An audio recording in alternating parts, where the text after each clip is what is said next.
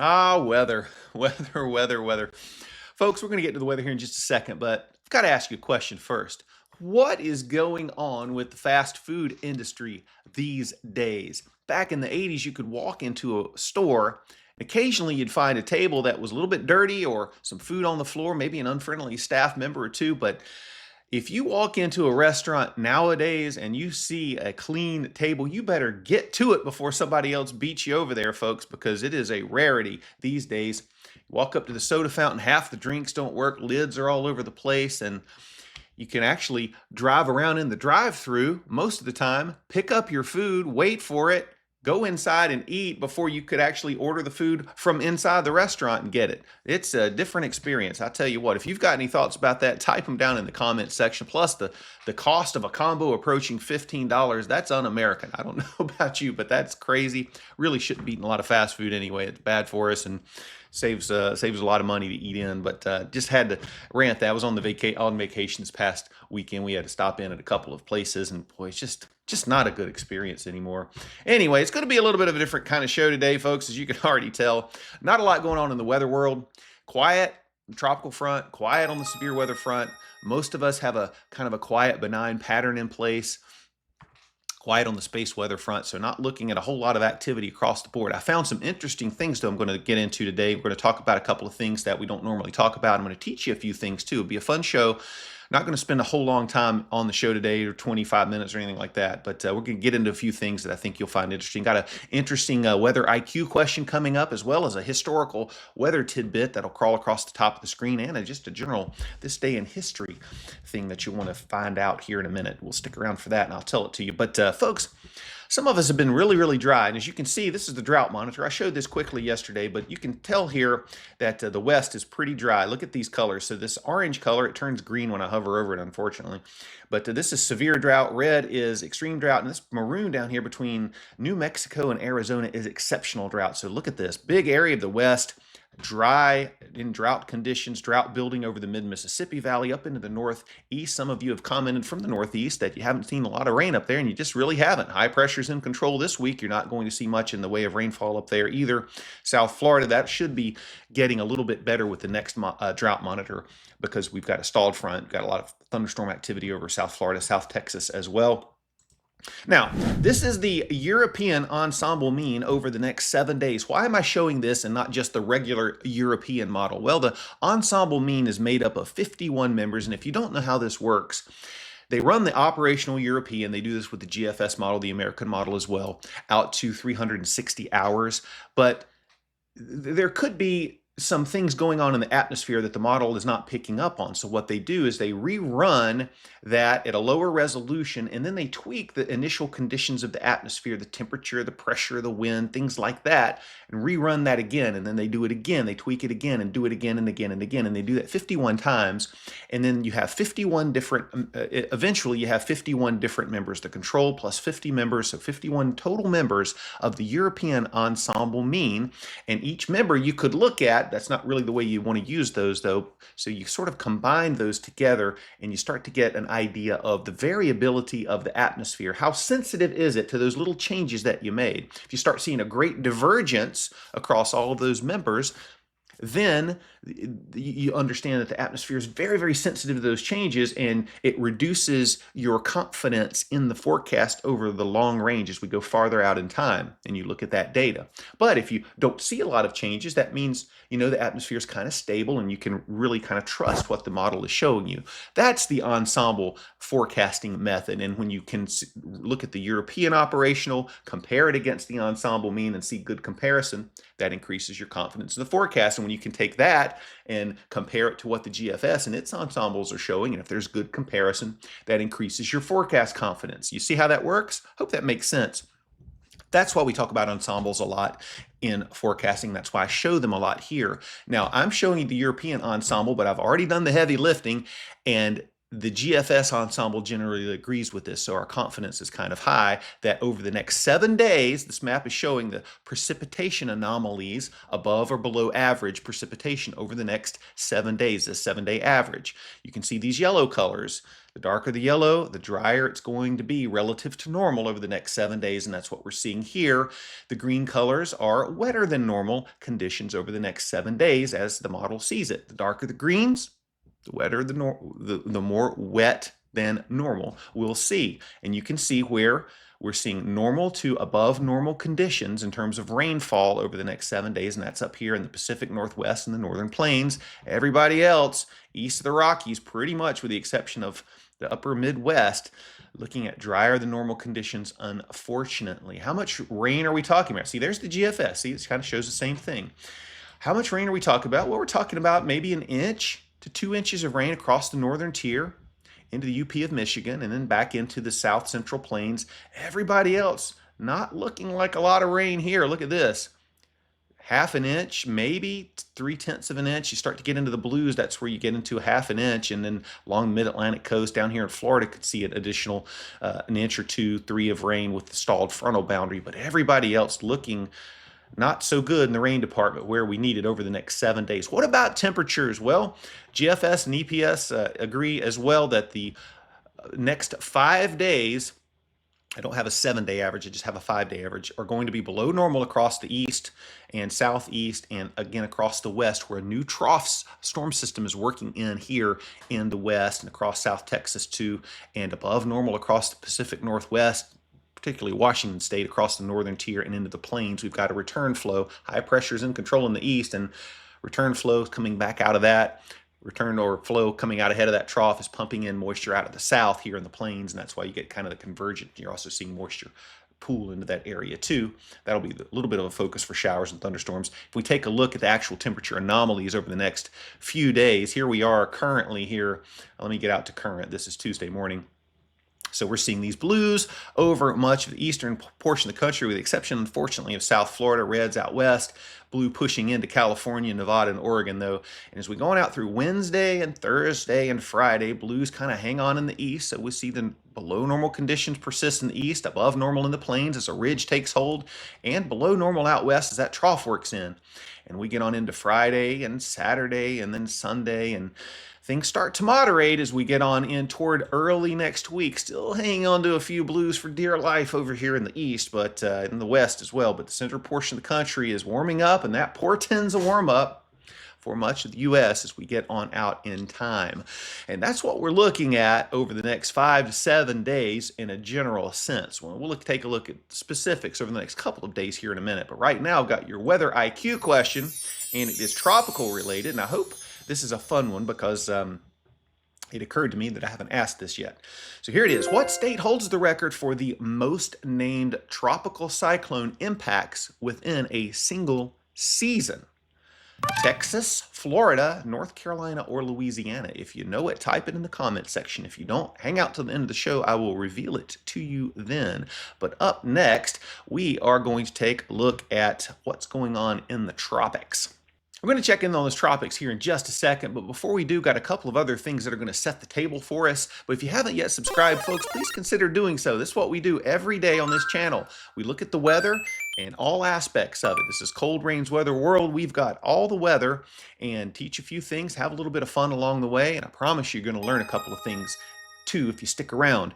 And if you like the content, give it a like, hit the thumbs up button, turn the notifications on by hitting the bell, and certainly leave a prayer request. If there's anything I can pray about, I want to lift you up and support you however I can. That's the kind of channel and community you want to have here. And so folks, please let me know if there's anything we can be in prayer about. Questions, comments, put those down there. Of course, we'll answer all of those. Now, we talk about the MJO, the Madden-Julian Oscillation. That becomes a bigger player in our weather in terms of our conversation when we get into the winter, as it sort of influences the pattern, more prominently so sometimes than others. But I want to show you this. This is a representation of that. That is simply a cluster of convection out in the Indian Ocean. It moves from the continent out into the Pacific, and where it is and how strong it is oftentimes determines its impact on the pattern.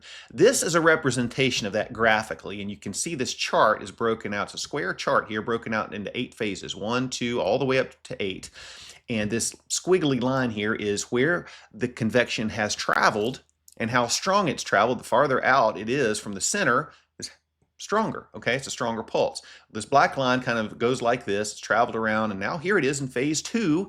And look, it looks like it's going way out here into phase 8 by the time we get on in toward kind of pushing the end of the month. That's the GFS and its ensembles. Here's the European and its ensemble, sort of the same thing, and you can see that represented here. So what does that mean to the pattern? Well, here's a different diagram of the phases in terms of temperature, the temperature correlation with the different phases for September, October, and November kind of combined.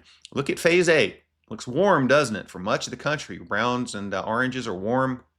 Blues are cold. What is phase 2? Well, phase 2 is cool in the east. Where are we right now? Well, we're in phase 2 right now. And what do we have? We have a trough in the east and a ridge out west. That's would generally be cooler in the east, which we've seen. And I showed you that just a while ago, and warm out west. Okay, so if we move this on out forward in time, look at this. We get on out toward Friday, and you've got a trough here like that. See, that's a trough. Here's a ridge.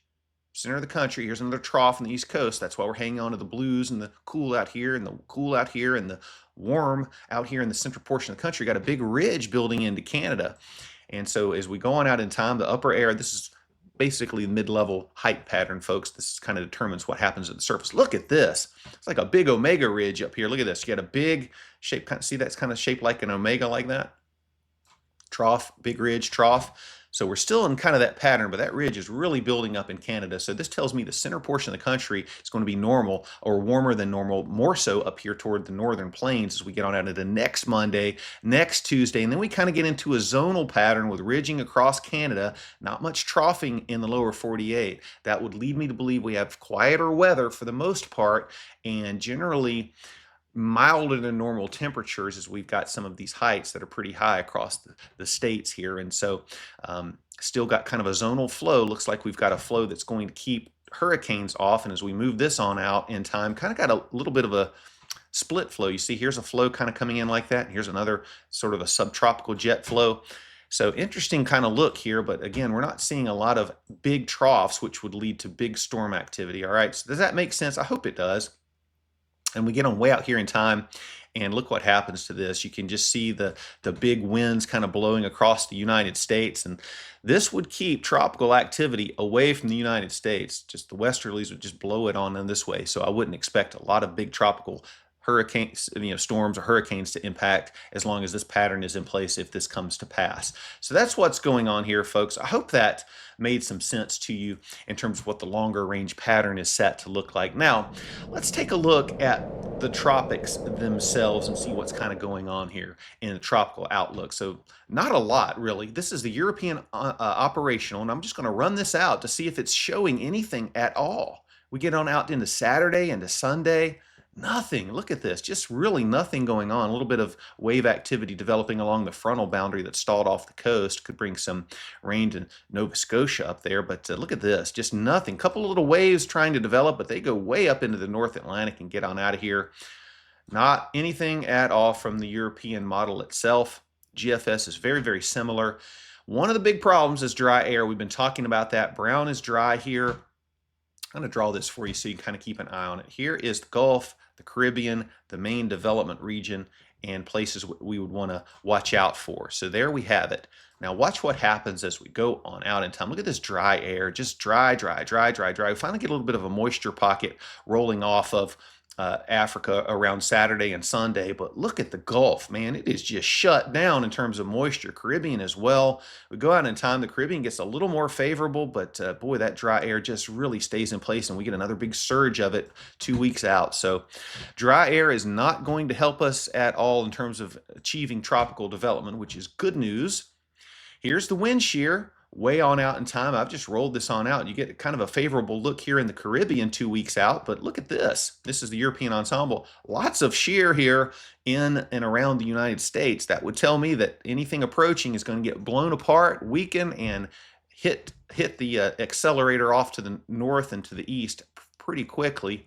We do have looks like a little bit of a better shear profile out here in the MDR, but still you've got some pretty strong winds headed into any cyclones moving west. So that wouldn't be all that favorable. And then finally, kind of the last piece of the puzzle here is rising air and sinking air. Brown's rising air, brown is sinking air. Look at this pink area here. You see all these browns? Sort of sinking air. We need rising air to support a background state of convection. Greens are rising air. Look what happens is though, as we go way out in time, Saturday, Sunday, Monday of next week, Tuesday of next week, we start to get some greens showing up in here in the Atlantic. And look at that, 10 days out, a lot of greens out here. And still we see greens and whites. Just kind of a neutral signal as we go on out in time, folks. So we could see a better background state, but the wind shear doesn't look good. Dry air doesn't look good, but the background state looks to improve as we get into a better MJO phase way out in time. Finally, the ensembles. This is the European ensemble mean. Pretty sad for peak hurricane season with only a few low pressure systems across some of its members, and these aren't all that strong even. So I'm not seeing much in the MDR from the European ensemble. The GFS is a little bit more excited, but look, these are already all that pretty far north, and this is out 10 days. So not looking at a whole lot here. A few ensemble members cook something up in the Gulf, but again, these don't look all that strong to me. And certainly going to watch it. It's peak hurricane season, so we've got to watch everything that shows up out here, and I'll watch it every single day, but not enthusiastic at all about anything getting going anytime soon over the next 10 days. Maybe beyond that, we'll see. But there's your tropical update, folks. Going to take a look at what's going on in the next couple of days, wrap up with space weather coming right up. By the way, let me know what you think of that thumbnail. I had AI do that. I put in some prompts and had AI do it. Of course, it's just in my imagination. Would it be so much fun to go to a place like that, into a cabin like that with the big full moon, and walk with how the moon kind of makes the snow on the ground sparkle. It's just beautiful with northern lights in the sky. It'd be kind of awesome.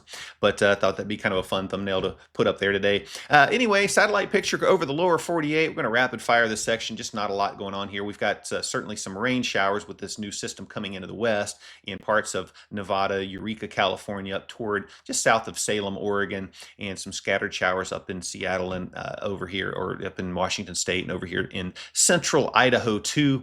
Seen some clusters of showers move through this morning. Sioux City, Sioux Falls, and down here toward Kansas City and Omaha and places like that. And up here toward Marquette, moving in on Sault Ste. Marie. Seen some showers up here, showers moving into Florida, but a lot of cloud cover down in Florida, across the central portion of the country, and of course the west as well. Looking at the hazards map today, not really a lot going on here. Some fog advisories will be burning off, and of course some smog and ozone down here toward Dallas, and then smoke from wildfires up here in the northwest. Frost advisories expiring soon up there as well, where it's been chilly. You just saw some reports of 20s this morning up in New England. Wow, that's chilly. Here is the surface map. Got that stalled frontal boundary hanging off the coast, really affecting Florida and South Texas with some potential rain and showers today. And just a couple of boundaries and just return flow pulling in some moisture out of the Gulf and out of the Pacific. And that's focusing here in the southern plains and the lee of the Rockies and up here in the Midwest too. And that system coming in off the West Coast is bringing some little perturbations in the flow and some moisture up here in the Pacific Northwest. Could see a severe thunderstorm or two with some hail and wind here in the lee of the Rockies out here toward eastern New Mexico, eastern Colorado, but not really looking for anything widespread. As a matter of fact, if we take a look at the radar this morning, you see those showers I was talking about earlier already out there. Those will persist through the morning. And as that boundary kind of moves through, we'll see those be consistent through the day up in northern parts of central Minnesota, northern Wisconsin, and the UP of Michigan.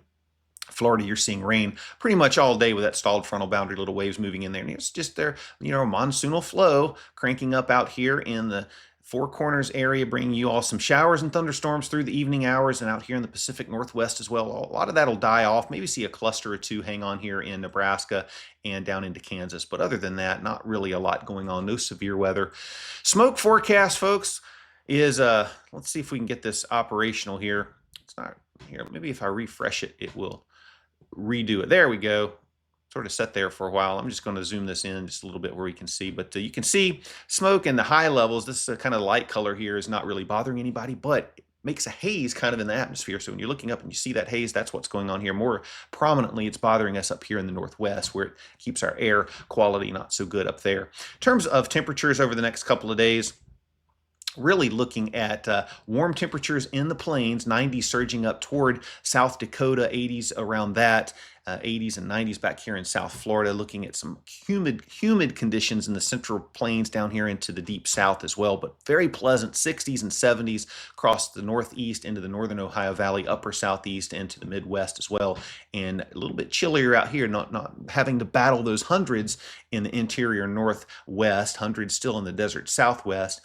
Gets a little bit better tomorrow for parts of the Rockies in the 60s, warming up again here in the central portion of the country along the Mississippi Valley, hot and humid, 90s here and 80s from the upper southeast up to the northeast. Got high pressure and control here, wedging down the Appalachians with a little bit of drier air, hot and muggy in Florida.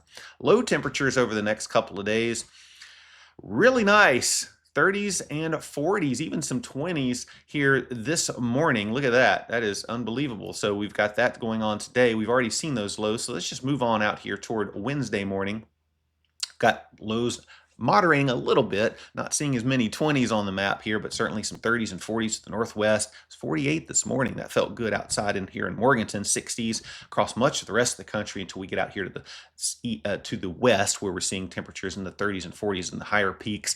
And then as we get on out of the Thursday morning, much the same story, moderating just a little bit more up here in the northeast, still hanging on to 60s and 70s down in Florida and South Texas. And that's what's going on across the country. Let's wrap up things with space weather and geological weather, and then I'll get you out of here with the answer to today's IQ. What's going on in the space weather and geological front, folks? Well, little lamsy-divey, that's what's going on. Nothing. No geomagnetic storm conditions to speak of, no big sunspots shooting off solar flares, nothing on the KP. We've got one big coronal hole turning toward us. Look at this massive thing. So I would expect that an enhancement to the solar wind is coming, and we'll see at least minor geomagnetic storm conditions over the next week or so. But until then, look at the sunspots. Nothing coming in. We've got one departing.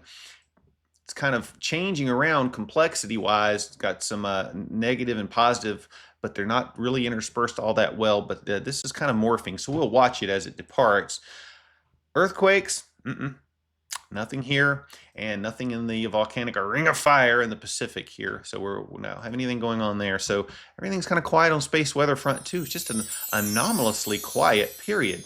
But that leads us back in to the answer to today's IQ. What state holds the record for the most named tropical cyclone impacts within a single season? Texas, Florida, North Carolina, Louisiana. And the answer is Louisiana comes in the winner with 5 hits back in 2020. Tropical storm Cristobal, Tropical storm Marco, Hurricane Laura, Hurricane Delta, and Hurricane Zeta. Remember the 2020 season? It had 30 named storms. It ranks top among hurricane seasons with the number of storms that it had in terms of named storms. Also, on this date, way back in 1776, a long time ago, folks, the U.S. received its official current name, the United States of America, by a resolution of the Second Continental Congress. This replaced the name of, you know what it was? The United Colonies, which had been in general use up to that point. Now you know history, now you know weather history, and now you know the weather. And that's it for the show today. I hope you've had a good time. I've had a good time talking to you about it. Let me know what you think in the comment section. And if there's any questions you have, put them down there. I'll answer every single one of them. In the meantime, this is Cold Rain reminding you the weather runs 24/7, but I got you covered right here, right now. 4814. Hope you have a great day, folks. See you back tomorrow.